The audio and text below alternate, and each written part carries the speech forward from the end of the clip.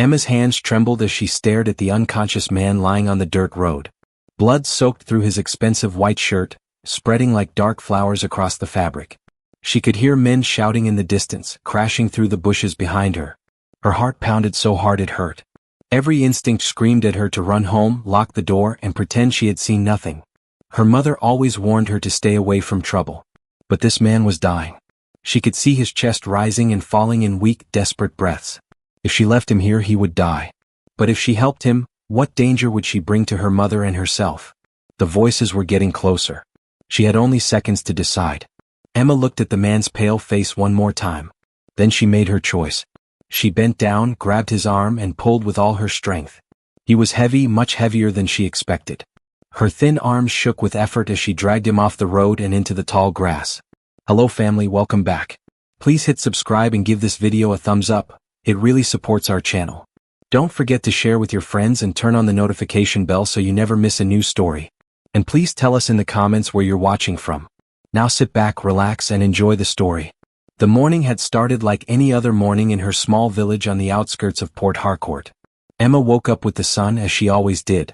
The metal roof of their tiny yellow house was already warm from the early heat. She swept the dusty yard with an old broom made from palm branches. Then she walked down the road to fetch water from the community tap. The plastic bucket was heavy on her head as she walked back home.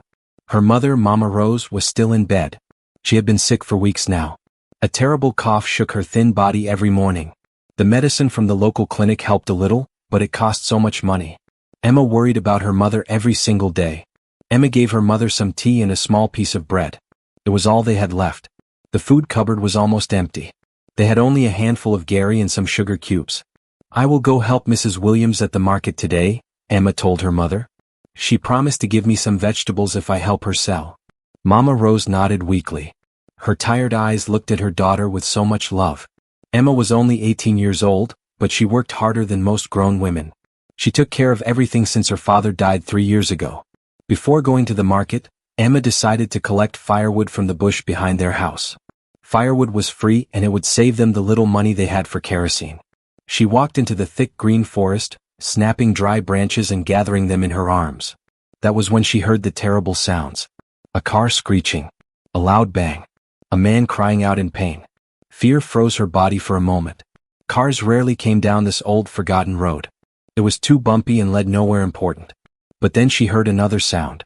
A soft groan. Someone was hurt. Her kind heart fought against her fear. She dropped the firewood and slowly crept toward the edge of the bush, peering through the thick curtain of leaves. Down on the dusty road, half hidden by tall grass, she saw something that made her gasp. A man was lying completely still on the ground, his face turned away from her. He was not moving at all. Emma stared at him, her mind racing. What should she do? Who was this man? And why was he here, bleeding and alone on this empty road? What had she just found in the bush? And would helping this stranger change her life forever? Many miles away, in a grand mansion in the heart of Lagos, Prince Daniel felt like a prisoner in a golden cage. The walls were not made of iron bars, but of expensive silk curtains and polished marble floors. His family's palace had towering white pillars, beautiful gardens, and rooms so large you could get lost in them. Servants in crisp uniforms moved quietly through the hallways, ready to serve his every need. But Daniel felt trapped. His father, King Richard, was a powerful and respected man. But it was his mother, Queen Victoria, who controlled the family's business and social connections with an iron will. And her latest project was Prince Daniel's marriage. Daniel, you must be serious about this, Queen Victoria said that morning. Her voice was sharp and clear. They were in the breakfast room, a bright space with a long polished table. Daniel was staring out the window at the perfectly trimmed lawn, ignoring the plate of delicious food in front of him. I am serious, mother, he replied, not turning around. I am seriously not interested in marrying Rebecca. The queen sighed, a sound like rustling silk. This is not about what you are interested in. This is about family. It is about business. The Hamilton family are our most important partners. This marriage will seal a merger that will benefit both our families for generations. Daniel finally turned to face her. He was a handsome young man with his father's kind eyes and a stubborn set to his jaw that was all his mother.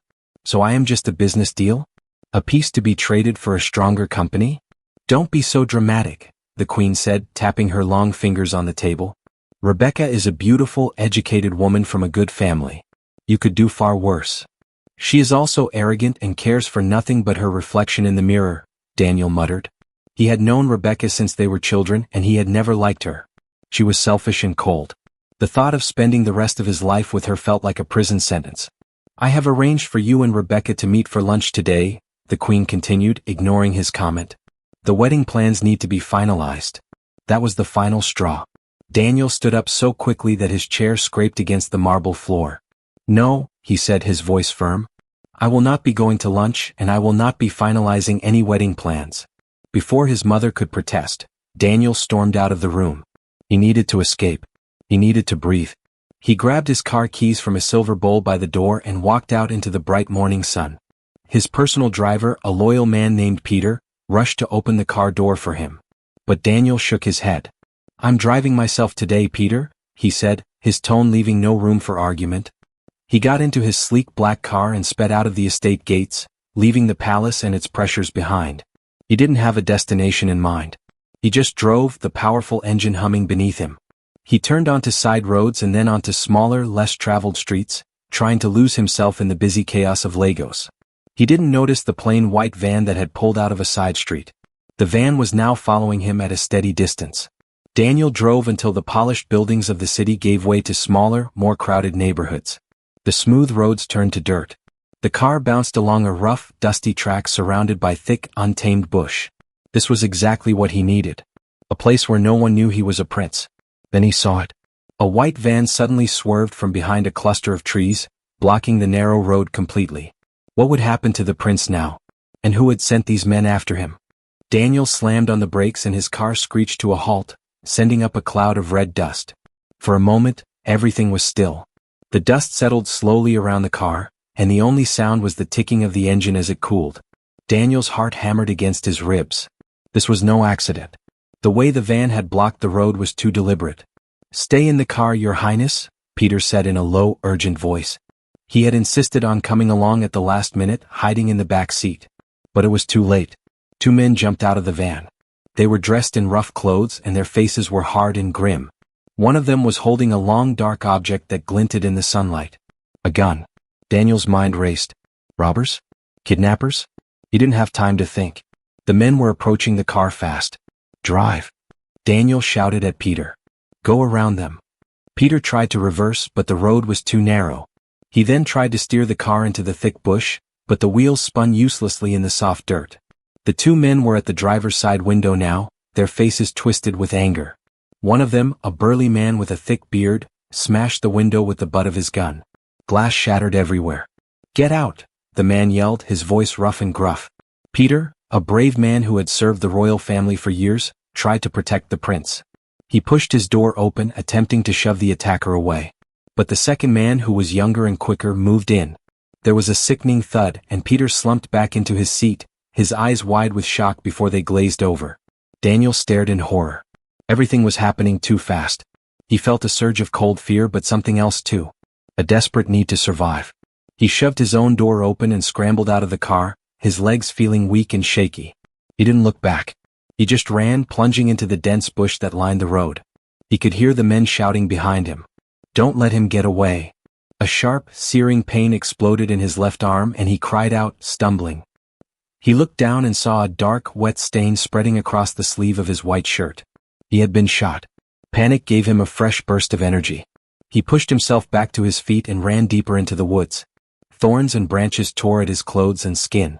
The sounds of the men crashing through the undergrowth behind him grew fainter. He ran until his lungs burned and his legs felt like lead. The pain in his arm was a hot, throbbing fire. His vision started to blur at the edges and the world began to spin. He tripped over a thick root and fell hard, his head hitting the ground.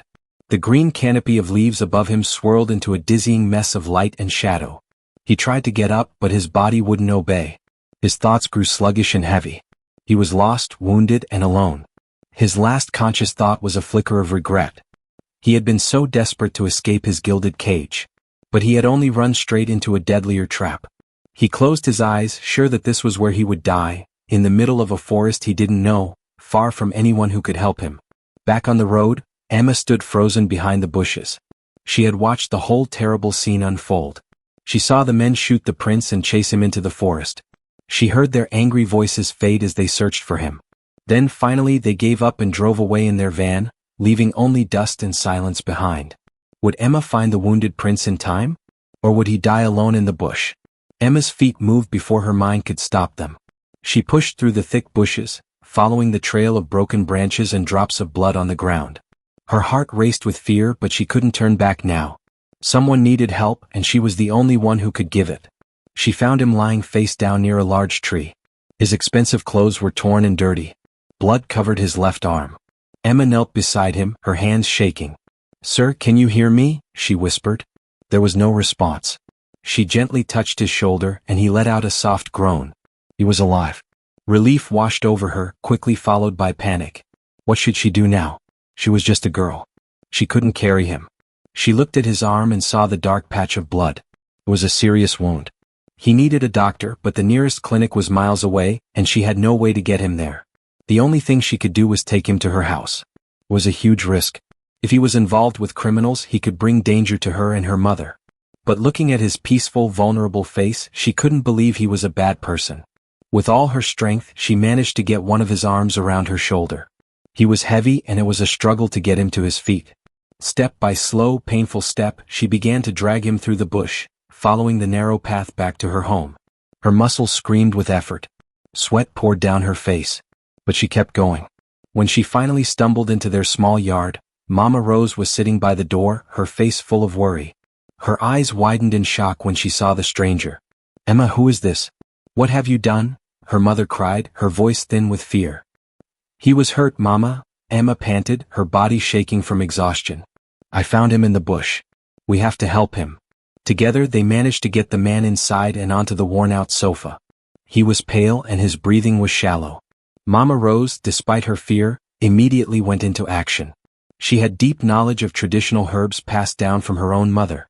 "Fetch me the healing leaves from the back," she instructed Emma, her voice now steady, "and some clean water."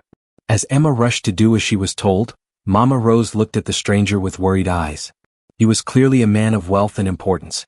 Men like him did not just appear in their small village. His presence felt like a storm cloud gathering over their simple home.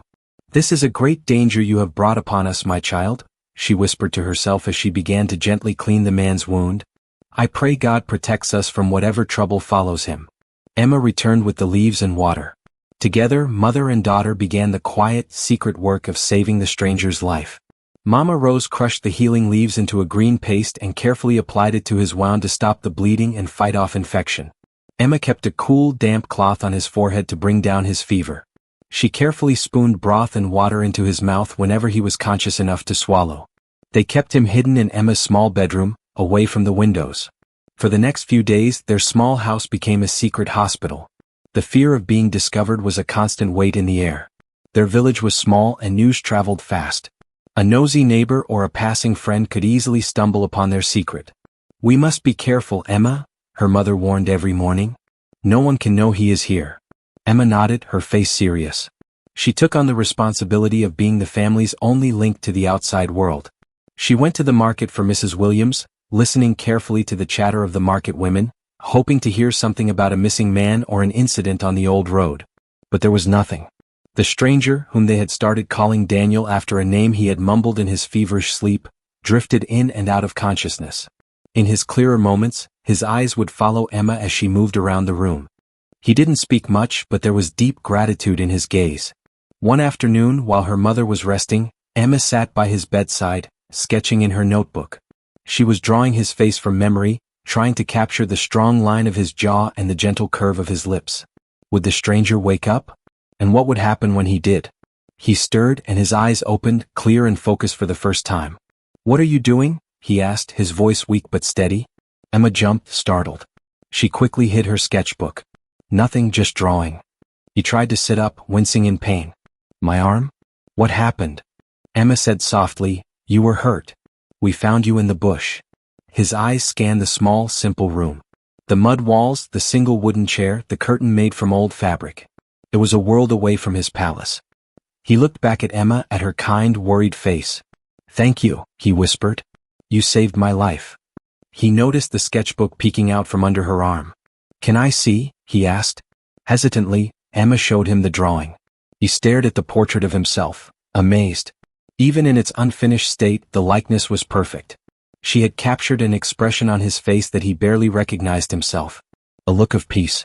"You are very talented," he said, his voice filled with genuine admiration.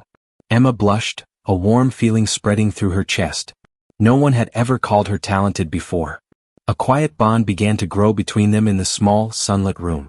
She would tell him stories about her village and he would listen, a small smile playing on his lips.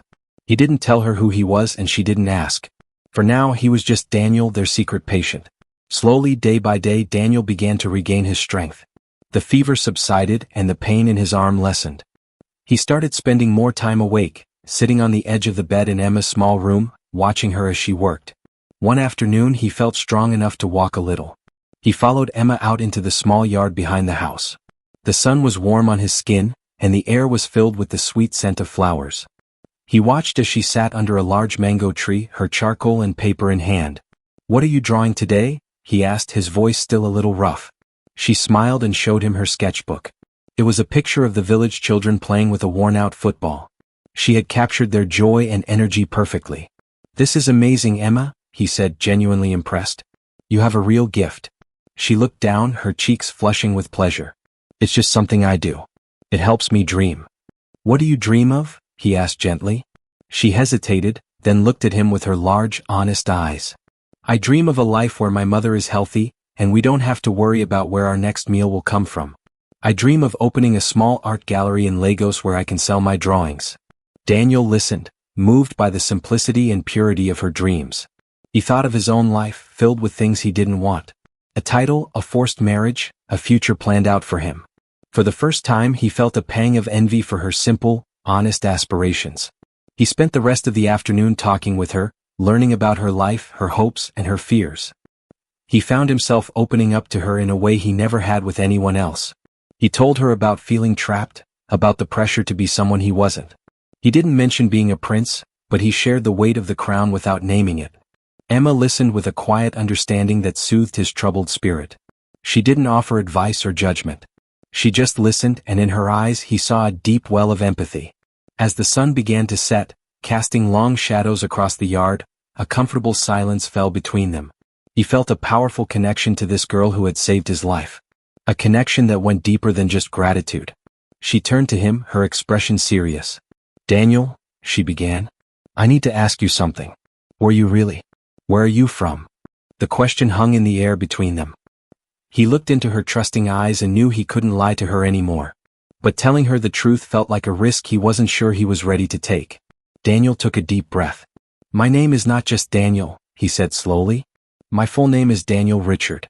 I am the prince." Emma's eyes widened and she took a small step back. Mama Rose, who had followed her into the yard, let out a soft gasp and dropped the bowl she was holding. It clattered on the ground, the sound echoing in the sudden, shocked silence. What would Emma do now that she knew the truth? And what danger would come next? "A prince?" Emma whispered, her voice barely audible. "You are Prince Daniel?" Daniel nodded, his eyes searching hers for any sign of fear or disappointment. But Emma's expression was one of pure astonishment, not greed or judgment. She saw him, the man who had talked with her under the mango tree, not just a title. Before either of them could say another word, the curtain that served as their front door was pushed aside. Emma's best friend, Sarah, burst in, her face flushed with excitement. "Emma, you will not believe the news," she exclaimed. Then she stopped, her eyes landing on Daniel. Her jaw dropped. She pointed a trembling finger at him. "It's him. The missing prince. He's on the news everywhere." The secret was out. Daniel knew he had to leave. His presence was putting them all in danger. "I need to get back to the palace," he told Emma, his voice urgent. "Not just for my family but for your safety." Sarah helped them send a coded message to the royal guards through someone she knew who worked near the estate. The wait was agonizing. When darkness fell, Daniel prepared to leave. He looked at Emma, who was sitting quietly under the mango tree, her face full of sadness. He sat beside her and took her hand. "I have to go," he said softly. "But I will come back for you. I promise this is not the end." She looked up at him, tears in her eyes. A prince and a village girl. It sounds like a story that doesn't have a happy ending. Daniel squeezed her hand tightly. "We will write our own ending," he whispered. Then he pulled her into a tight hug before disappearing into the darkness. When Daniel arrived at the palace, his family was overwhelmed with relief. Queen Victoria wept, King Richard embraced him, and Princess Clara refused to let him go. But standing on the steps with a cold smile was Rebecca, his fiancée. "Well, look what the cat dragged in," she said with false sweetness. 4 days the palace buzzed with activity. Doctors, police and relatives came and went. But Daniel's mind was only on Emma. Rebecca played the perfect fiancée for everyone to see, but Daniel saw the coldness in her eyes. A week later, at a formal family dinner, Queen Victoria announced, "Now that you are safe, Daniel, we can finally move forward with the wedding plans." Daniel knew he couldn't wait any longer. He stood up, his voice firm. "Mother, father, I cannot marry Rebecca. I am in love with someone else. Her name is Emma. She saved my life." The room fell silent. He told them everything about Emma and her mother, how they had risked their lives for him. The Queen's face turned to stone. "A village girl? An unknown artist? You want to throw away everything for some poor opportunist?" "She is not like that," Daniel said, his anger rising. King Richard spoke quietly, "Son, we are grateful to this girl, but our family has responsibilities. This marriage to Rebecca is one of them." Daniel stood firm. "I will not sacrifice my happiness for a business deal." Rebecca's face went pale with rage. She threw her napkin on the table and stormed out. The Queen commanded, "You are forbidden from seeing this girl again. This discussion is over." But Daniel's heart was already made up. He had found true love and he would fight for it no matter the cost. Rebecca's fury burned cold and dangerous. She would not let a poor village girl steal her destiny. She made a phone call to a dangerous man named Mr. Thompson, who controlled criminals in the city. "I have a job for you," she said, her voice like ice. "It involves a girl. I want her gone permanently." Mr. Thompson sent his 2 best thugs, Victor and Samuel, to Port Harcourt with Emma's picture. They asked questions in the market, pretending to be relatives. A young boy, frightened by their rough appearance, pointed them toward Emma's yellow house. The men parked their van nearby and waited for the right moment. Days passed and Emma heard nothing from Daniel. Her heart grew heavy with worry. Had he forgotten her? Her mother tried to comfort her. "The world of the rich is different from ours, my child. Perhaps it is for the best." Sarah was more direct. "Princes don't marry girls like us, Emma. You need to move on." But Emma's heart refused to listen. One afternoon she went to help Mrs. Adebayo at the market.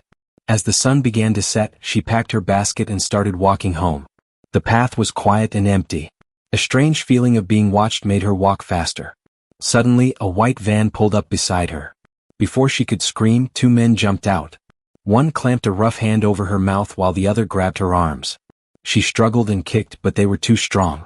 They threw her into the back of the van, tied her hands and feet, and covered her eyes with a cloth. Emma's mind raced with terror. Who were these men? What did they want? The only thought that echoed in her mind was Daniel's name. This had to be because of him. Back at the yellow house, Mama Rose and Sarah started to worry. The sun had set and Emma was not home. "Something is wrong," Mama Rose said, trembling. "I can feel it." Sarah remembered the rough men at the market and fear gripped her heart. Emma was gone. Would Daniel find Emma in time? Or would Rebecca's evil plan succeed?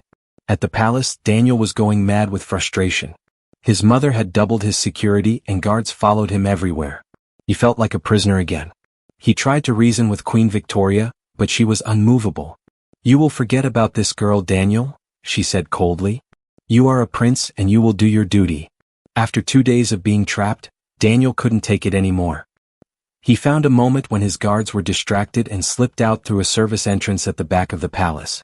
He took a car and drove himself, speeding through Lagos traffic, his heart pounding with desperate urgency. When he arrived at Emma's village, his worst fears came true. The small yellow house was filled with heavy, sorrowful silence. He found Mama Rose sitting on the floor, rocking back and forth in grief while Sarah tried to comfort her, tears streaming down her own face. "She's gone," Mama Rose wailed when she saw him. "They took my daughter." Sarah quickly explained everything. The rough men at the market, how Emma never came home, and how they found her basket overturned on the side of the road. Cold, hard anger settled in Daniel's chest. This was his fault. His enemies had found her. He immediately called the police commissioner, his voice sharp with royal authority. "The girl who saved my life has been kidnapped. I want every available officer on this case now." The police sprang into action. Daniel went to the market himself, dressed in simple clothes, speaking to frightened vendors.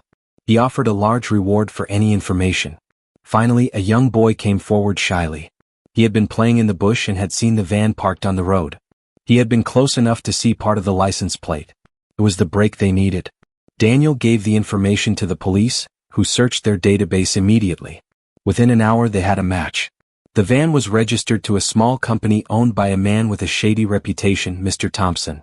The company's address was an old, abandoned warehouse down by the Apapa docks. Daniel's blood ran cold. He knew that area. It was dangerous and lawless. "We have to go now," he told the police inspector. The inspector's face was grim. "We will, Your Highness, but we must be careful. If they know we are coming, they might harm her. We need a plan." At the warehouse, Emma sat tied to a chair under a single light bulb. Her eyes were wide with terror, but her chin was held high. Two rough men, Victor and Samuel, paced around her, waiting for orders. Then, from the shadows, a woman stepped into the light. It was Rebecca. Her beautiful face was twisted with hatred.